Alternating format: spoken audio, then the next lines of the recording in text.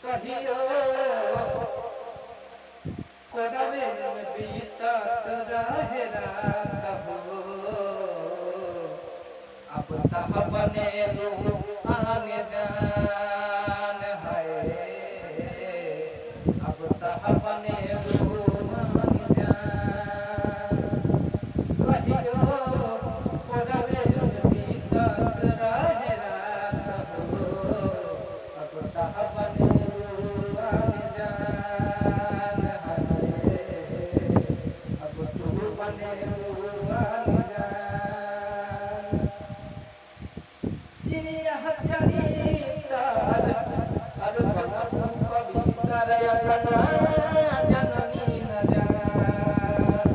तोहरा के माननी जनमों से ज्यादा मुहवा फिरता रुझान है चिड़िया चरितार बनू पवित्र यतना जननी